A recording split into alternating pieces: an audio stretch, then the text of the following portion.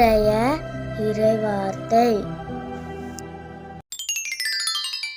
அத்திமரம் துளிர்த்து அரும்பாமல் போயினும், திராட்சை கொடிகள் கனிதராவிடினும், ஒலிவ மரங்கள் பயனற்று போயினும், வயல்களில் தானியம் விளையாவிடினும், கிடையில் ஆடுகள் யாவும் அழிந்து போயினும், தொழுவங்களில் மாடுகள் இல்லாது போயினும், நான் ஆண்டவரில் களி கூர்வேன், என் மீட்பரான கடவுளில் மகிழ்ச்சியுறுவேன்.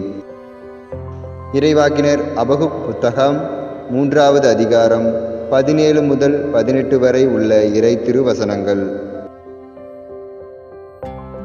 அத்திமரம் துளிர்த்து அரும்பாமல் போயினும், திராட்சை கொடிகள் கனிதராவிடினும், ஒலிவ மரங்கள் பயனற்று போயினும், வயல்களில் தானியம் விளையாவிடினும்,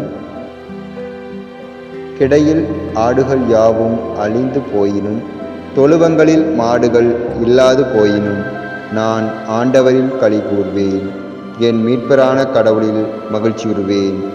இறைவாக்கினர் அபகுக் புத்தகம் 3வது அதிகாரம் 17 முதல் 18 வரை உள்ள இறை திருவசனங்கள்.